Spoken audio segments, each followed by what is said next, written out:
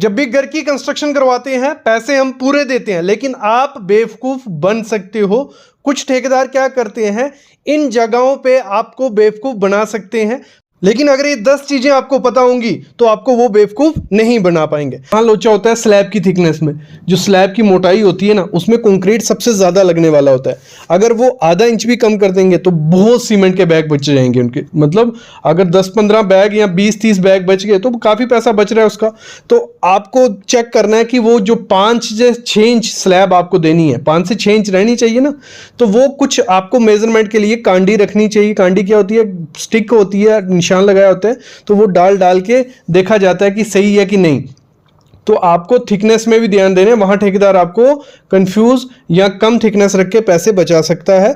Thickness proper होनी चाहिए, ज़्यादा देके भी कोई फायदा नहीं है, कम देके भी नहीं है। अगला होता है कंस्ट्रक्शन का मटेरियल। देखो होता क्या है, क्यों ये बेवकूफ़ आपको बना सकते हैं, क्योंकि कुछ ठेकेदार क्या होते हैं, जो अच्छे ठेकेदार हैं वो अच्छे से काम करेंगे, कुछ ठेकेदार कम पैसे में काम उठा लेते हैं, फिर खुद का भी पैसा नहीं उनका निकलता है, तो उनको क्या करना पड़ता है, इन्हीं चीज़ों में झोल झाल करेंगे वो आपसे। तो जो कंस्ट्रक्शन का मटीरियल हो गया, जैसे सीमेंट हो गया, वो पुराना सीमेंट अगर लाते हैं, 3-4 महीने से ज़्यादा पुराना सीमेंट हो, वो सस्ता मिलता है। सीमेंट ACC बैग ही होगा या अल्ट्राटेक ही होगा, लेकिन पुराना सीमेंट सस्ता सीमेंट होता है थोड़ा। और फिर साथ ही साथ सरिये में वो कर सकते हैं कि आपने टाटा का कहा है, कुछ सरिया टाटा का लगा रहे हैं, बीच में कुछ मिक्स कर रहे हैं, दूसरा सरिया कुछ कंपनी का।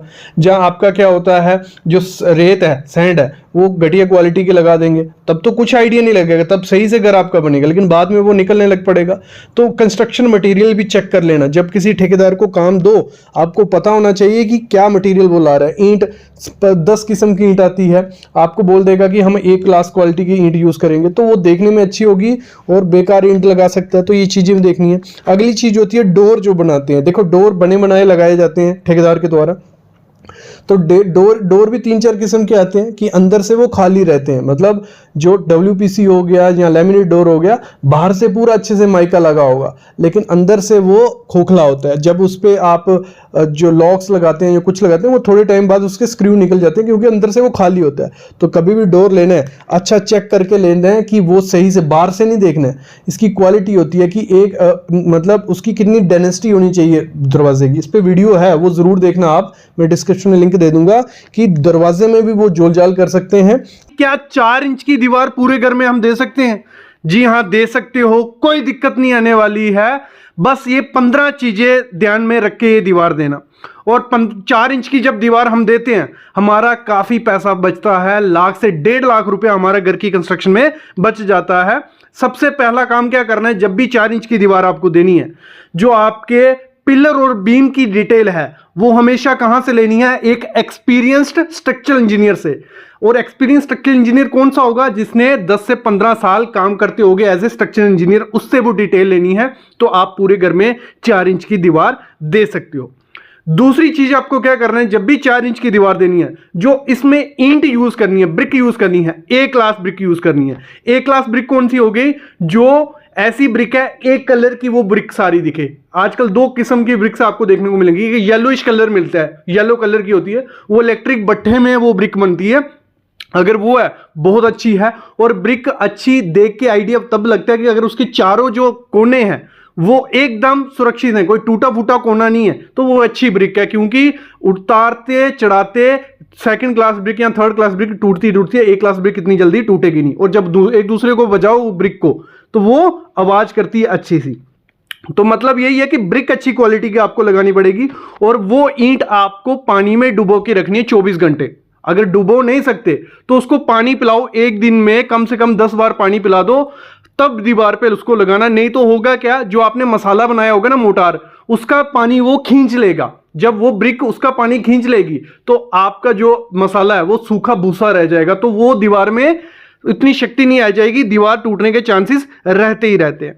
अगली चीज आपको क्या करनी है, जो भी रेशो बनानी है सीमेंट सैंड की रेशो, जिससे हम क्या करने वाले हैं, उस ईंट को जोड़ने वाले हैं एक दूसरे से, वो 1:5 बनानी है। 1:5 क्या होता है, 1 रेशो में सीमेंट, अगर 50 kg सीमेंट डाल रहे हो तो आपको 250 किलो क्या डालनी है, सैंड डालनी है। तो इस तरीके से बनाना है आपको। और आपको क्या करना है, जब वो मोटार बनानी है 45 मिनट के अंदर उस मोटार को लगा देना, मसाले को लगा देना, नहीं तो उसकी शक्ति कम हो गई होती है, सीमेंट की स्ट्रेंथ कम हो गई होती है। और क्या एक टिप, एक्स्ट्रा टिप दे देता हूं मैं, चलो आपका अगर बजट का कोई इशू नहीं है तो एक केमिकल आता है प्लास्टर मास्टर, वो उस सीमेंट मोटार में डाल लो। एक चीज ये कर लो, दूसरा उसमें रैक्रॉन 3S फाइबर डाल लो। ये दो चीजें अगर डालोगे तो आपका जो मोटार होगा, मसाला होगा, वो और ज्यादा स्ट्रांग बन जाएगा। जरूरी नहीं है डालना, अगर नॉर्मल बना रहे हो नॉर्मल भी बना सकते हो, तब भी स्ट्रेंथ अच्छे से आ जाएगी, कोई इशू नहीं आएगा। बस ये केमिकल क्या है, एक जो फाइबर रहता है वो मोटार को और ज्यादा स्ट्रांग बनाता है। केमिकल क्या करता है, मोटार थोड़ा अच्छे से काम करने लग पड़ता है और थोड़े टाइम तक आप उसको यूज कर सकते हो। ये चीज होगी। अगली चीज आपको क्या करनी है, जो 4 इंच की दीवार होती है ना, वो थोड़ी कमजोर होती है। जब जितनी ज्यादा हाइट बढ़ती जाएगी वो कमजोर होती जाएगी। तो उसको सही कैसे करना है, जैसे ही 4 इंच की दीवार 3 फुट पे पहुंचती है तो 3 फुट पे आपको क्या करना है, कंक्रीट बैंड देना है पूरे घर में। ये नहीं है कि आपने विंडो के नीचे दे दिया, सिर्फ पूरे घर में जहां जहां 4 इंच की दीवार आती है वो पूरे घर में आपका कंक्रीट बैंड होगा। और उस कंक्रीट बैंड का सरिया आपको कॉलम में ड्रिल करना है, कॉलम में ड्रिल करना है, याद रखना। और सरिया 12 mm का देना, कोई ज्यादा जरूरत नहीं है। 12 mm के 2 सरिया आपको देने हैं और उसकी मोटाई रखनी है 6 इंच। ठीक है, आपको 3 फुट पे ये करना है। जब आपकी 4 इंच की दीवार 7 फुट पे पहुंचती है तो आपको लिंटल बीम देना है। और उस लिंटल बीम की डिटेल आपका स्ट्रक्चरल इंजीनियर देगा। मैं बोलूंगा उसकी मोटाई कम से कम 8 से 12 इंच आपको रखनी है, हाइट उसकी। और उसमें सरिया 2 12 का ऊपर, 2 12 का नीचे, कम से कम सरिया इतना देना ही देना है। तो आपकी जो 4 इंच की दीवार होगी उसकी शक्ति, उसकी स्ट्रांगनेस और ज्यादा होगी। अगली चीज आपको क्या करनी है, जब भी 4 इंच की दीवार देनी है तो उसमें जब प्लास्टर करने वाले होते हैं हम, तो उसमें चिकन मैश लगाना। जहां जहां कंक्रीट और ब्रिक का जॉइंट आता है, जैसे हमने नीचे क्या किया था, कंक्रीट बैंड दिया था, उसमें जॉइंट आ गया ब्रिक और कंक्रीट का, ऊपर लिंटल और उधर भी आ गया, कॉलम है उसके साथ भी। तो उस जॉइंट पे ना क्रैक्स आ जाते हैं। और उसको अगर एक पूरा कंप्लीट स्ट्रक्चर बनाना है, स्ट्रॉन्ग स्ट्रक्चर बनाना है, हमें चिकन मैश, मुर्गा जाली लगानी है हर एक जॉइंट पे। थोड़ा खर्चा होता है, लेकिन अगर घर को स्ट्रॉन्ग बनाना है तो ये इससे अच्छा ऑप्शन नहीं है। वो चिकन मैश या फाइबर मैश दोनों आती हैं, तो वो लगानी है और ज्यादा स्ट्रॉन्ग हो गया। अगली चीज आपको क्या करनी है, जब प्लास्टर करना है, प्लास्टर भी मोटार जो उसका मसाला बनाना है वो अच्छे से बनाना है। और 12 mm का, 10 से 12 mm मतलब 1 इंच मोटाई का प्लास्टर दोनों तरफ आपकी दीवार पे होना चाहिए। अगर आप 4 इंच की दीवार दे रहे हो तो आपकी दीवार जो होगी वो स्ट्रांग बन जाएगी। जब आपने प्लास्टर करना है तो उसको 10 दिन तराई करनी है, 10 दिन क्यूरिंग करनी है, पानी पिलाना है अच्छे से, तो आपकी दीवार और ज्यादा स्ट्रांग हो जाएगी।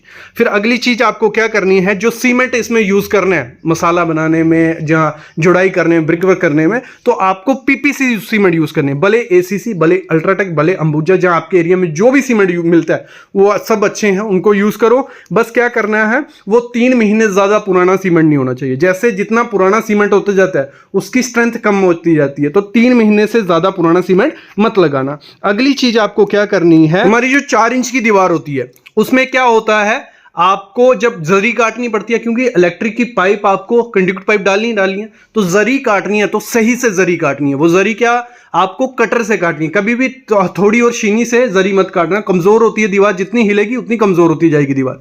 तो आपको कटर से कटिंग करनी है। और कंक्रीट बैंड और लिंटल का सरिया नहीं कटना चाहिए, ये हमेशा ध्यान रखना। सरिया कट गया तो वो कमजोर होगी दीवार, वो तो गिरेगी गिरेगी। तो आपको कटर से काटना है। और जब पाइप उसमें डाल दी, उसके ऊपर आपको मसाला बनाना है 1:4 का, वो मसाला लगाना है उसके, ठीक है। लेकिन मसाले से पहले आपको चिकन मैश लगा देनी है, नहीं तो वहां क्रैक आ जाएगा। तो आपको ये करना है और उसकी तराई, क्यूरिंग करनी है अच्छे से उस एरिया की। एक चीज ध्यान देना, जब भी 4 इंच की दीवार देनी है, पूरी ब्रिक उसमें लगानी है, पूरी बड़ी बड़ी ब्रिक लगानी है। छोटे पीस लगाओगे तो क्रैक होने के चांसेस हो जाते हैं। और ब्रिक इस तरीके से लगानी है कि जो आपका ब्रिक का मसाला भरते हैं, जिसमें फ्रॉग होता है ब्रिक के ऊपर, ये मसाला इसमें भरे, ऊपर की तरफ मुंह होना चाहिए। और एक ब्रिक का जॉइंट दूसरे ब्रिक के सेंटर में होना चाहिए। तो इससे क्या होगा, आपकी ब्रिक वर्क उसमें जुड़ाई में क्रैक्स कभी नहीं आएंगे।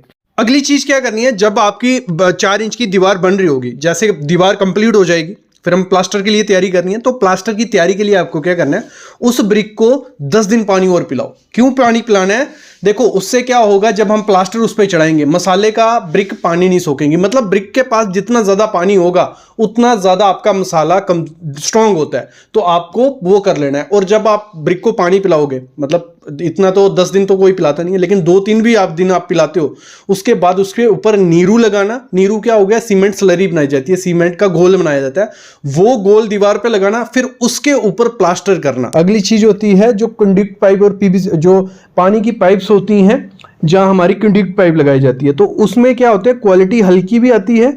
वो जब स्लैब में डालते होते हैं कंडक्ट पाइप, तो वहां भी टूट सकती है वो, तो अच्छी क्वालिटी की पाइप लेनी है कि वो टूटे नहीं तो वहां आपकी स्लैब में दरार भी आ सकती है और सीपेज भी होती है जब पानी की पाइप अंदर डाली जा रही होती है। ऐसे तो सीपीवीसी लगानी है, वो लगाते भी सीपीवीसी है, लेकिन उसमें भी क्या होता है, प्रेशर का होता है। अगर कम प्रेशर झेलने वाली पतली गॉज होता है ना पाइप का, कि उसकी पाइप मोटी कितनी है, वो गॉज देखना है आपको, प्रेशर चेक करना है कि प्रॉपर प्रेशर वाली पाइप लगाई है कि नहीं लगाई है। अब इस वीडियो में मैं सब बता नहीं सकता आपको कि कितना प्रेशर होना चाहिए, क्योंकि वीडियो फिर 2 घंटे की हो जाएगी।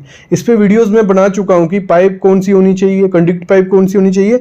आप यूट्यूब पे जाना, पहले जो भी टॉपिक आपको घर की कंस्ट्रक्शन में दिक्कत आ रही है, उस टॉपिक का नाम लिखना, आगे लिखना सिविल साइट विजिट, हमारी वीडियोस आ जाएंगे आपको। अगली चीज होती है वायर। जब तार घर में लगाई जा रही होती है, तो आपने बोला होता है हैवेल्स की या पॉलीकैब की, जिस भी कंपनी की, वो ठेकेदार ले आता है, लेकिन उसमें भी 3-4 किस्म होती है। एक होती है फायर रेजिस्टेंट, जिसमें फायर या स्मोक नहीं लगेगी, इतनी जल्दी खराब नहीं होती है। पॉलीकैब की एक ऐसी भी आती है जो नॉर्मल क्वालिटी की रहेगी, उसमें आग लगने के चांसेस होते हैं। तो आपको जब भी वायर वगैरह या कुछ भी ठेकेदार के ऊपर छोड़ना है, तो अच्छी क्वालिटी की आपको चेक कर लेना है। गूगल भी बता देगा, यूट्यूब भी बता देगा कि कौन सी चीज़ अच्छी है, कि इसमें जल्दी आग नहीं लगती है या क्या चीज़ है, तो आपको ये चीज़ भी चेक करनी है। अगला बहुत बड़ा जोलजाल होता है जो स्ट्रक्चर डिटेल, मतलब जब की घर की कंस्ट्रक्शन होती है, जो स्टील बांधा जाता है। एक तो मैंने मोस्टली देखा है जो रिंग बांधे जाते हैं कॉलम में, कॉलम तो आप दे रहे हो 12 इंच बाय 15 इंच का कॉलम दिया था, लेकिन जो उसमें सरिया बांधा है, उसमें जो रिंग दिए हैं, रिंग की स्पेसिंग कितनी होती है, 10 इंच, 9 इंच, 12 इंच, इतने दूर दूर मैंने स्पेसिंग देखी है करके कि रिंग की इतनी स्पेसिंग दिखती है। तो वो पिलर की कोई शक्ति नहीं रहेगी, मतलब जो चीज़ आपके सरिया को पकड़ के रख रही है, स्टीरअप का बहुत इंपॉर्टेंट रोल होता है रिंग का, अगर वो सही से नहीं दोगे तो दिक्कत आएगी। 6-7 इंच से ज़्यादा स्पेसिंग मैंने नहीं देखी किसी पिलर में देनी चाहिए, तो 6-7 दिन में मैक्सिमम बोल रहा हूँ। तो आपको स्पेसिंग सही से देनी है, और स्पेसिंग कैसे देनी होती है इस पर वीडियोज़ हैं। आपको नीचे से जब स्पेसिंग देनी है तो 5 से 6 इंच देनी है, ऊपर आप 7 इंच कर लो सेंटर में, फिर जहां सपोर्ट आती है वहां आपका फिर से कम हो जाएगी स्पेसिंग। तो मेरा कहने का मतलब ये है कि वो क्या करते हैं, सरिये की स्पेसिंग बढ़ा देते हैं, उससे सरिया कम उनका लगता है और आपका स्ट्रक्चर खराब हो जाता है। तो आपको चेक करना है, ड्राइंग में देखना है, ड्राइंग पढ़ना। देखो कभी घर की कंस्ट्रक्शन करवाओ ना, जो घर की ड्राइंग बनाते हैं इंजीनियर, वो सिंपल सी होती है, कोई भी देख के पढ़ लेगा कि क्या क्या उसमें मेंशन है। बस आपको वो थोड़ा पढ़ लेना है जब भी घर की कंस्ट्रक्शन स्टार्ट होती है। तो जब पढ़ के आप देखोगे साइड पे जाके, तो आपको काफ़ी गलतियां भी पकड़ लोगे, और ठेकेदार को भी थोड़ा डर रहेगा कि नहीं ये ड्राइंग देख रहे हैं। वरना आप ड्राइंग जहीं मर्जी से बना लो, फिर जब आप साइड पे देखोगे नहीं वो ड्राइंग से कर रहे हैं नहीं कर रहे, तो दिक्कत आ जाती है। कुछ कॉन्ट्रैक्टर ये चीज़ें करते हैं क्योंकि कम रेट में उन्होंने काम लिया होता है, तो वो दिक्कत आएगी। सरिये की डिटेल अच्छे से स्ट्रक्चर से बनानी है और चेक भी करनी है स्पेसिंग सही से दे रहा है नहीं दे रहा है। अगली चीज़ होती है जब फॉल सीलिंग हम किसी ठेकेदार को दे देते हैं, तो फॉल सीलिंग हम रेट कर लेते हैं फिक्स 120 से 130 रुपये पर स्क्वायर फीट। लेकिन जो देखने में वो डिज़ाइन वैसा ही बना देगा, लेकिन अंदर का मटेरियल भी आपको चेक करना है कि अच्छी कंपनी के चैनल लगा रहा है नहीं लगा रहा है, स्क्रू लगा रहा है नहीं लगा रहा है। नहीं तो होगा क्या, 3-4 साल वो फॉल सीलिंग बहुत अच्छी दिखेगी आपकी, लेकिन थोड़े टाइम बाद उसमें क्रैक्स भी आएंगे और कईयों की फॉल सीलिंग नीचे गिर भी जाती है। तो ये भी बहुत जगह देखा है, तो आपको चेक करना है। अगली चीज़ होती है पुट्टी और कोड। जब भी हम घर की कंस्ट्रक्शन किसी को दे देते हैं, बीच बीच में विजिट मार रहे हैं, बीच बीच में देखने जाते हैं, तो आपने 2 कोड कहा होगा, वो 1 कोड मार के आपको बोल सकता है कि 2 कोड, आप चेक नहीं कर पाओगे कि 2 कोड किए नहीं किए, तो वहां से उसकी पुट्टी भी बचेगी और लेबर भी बचेगी। तो ये चीज़ें होती हैं, कुछ कॉन्ट्रैक्टर करते हैं, ये नहीं बोल रहा कि सब कॉन्ट्रैक्टर करते हैं। अभी कमेंट्स भी रहेंगे कि सर आप कॉन्ट्रैक्टर के बारे में बुरा बोलते हो। कुछ ठेकेदार की बात कर रहा हूँ, 10 में से 1 करेंगे ये, क्योंकि पैसे बचाने उनको, कि अगर कम रेट में काम लिया होगा, अगर सही से उन्होंने एनालाइज किया होगा, सही से रेट डाला होगा, तो उनको दिक्कत ही नहीं आएगी। 15 से 20-25% उनका ऐसे ही बच जाएगा पूरे घर में। तो यही होता है, इतना तो प्रॉफिट चाहिए। ठेकेदार काम ले रहा है, कमाने के लिए ले रहा है, तो उसने तो थोड़ा प्रॉफिट कमाना है। लेकिन कुछ कॉन्ट्रैक्टर कम रेट, मार्केट रेट चल रहा होगा 1600, वो काम ले लेगा 1200-1300 रुपये पर स्क्वायर फीट, तो फिर कहाँ से पूरे करेगा? तो इन्हीं तरीके से वो पैसे पूरे कर सकता है। तो अब बस आपको क्या करना है, एक बंदे को मतलब साइट पे विजिट करनी डेली, ड्राइंग देखना उसको आनी चाहिए, और ड्राइंग सीखना कोई मुश्किल नहीं है। 2-3 दिन ड्राइंग को देखोगे आप सीख जाओगे, सिंपल ड्राइंग बनाई होती है। और साइट पे ध्यान दो यार, और एग्रीमेंट वगैरह ज़रूर करो कॉन्ट्रैक्टर से कि कौन सी चीज़ कहाँ, स्पेसिफिकेशन। एग्रीमेंट आजकल क्या हो गया, सिर्फ नाम लिख दिया ये काम होगा, उसके साथ स्पेसिफिकेशन लिखो, हर एक काम का लिखो कि कौन सा ब्रांड यूज़ होगा, कौन सी चीज़ यूज़ होगी। और ये चीज़ें आप यूट्यूब से, गूगल से, सब चीज़ें आपको पता चल जाएंगी कि अच्छी क्वालिटी की मार्केट में क्या चीज़ें हैं, क्या लगनी चाहिए।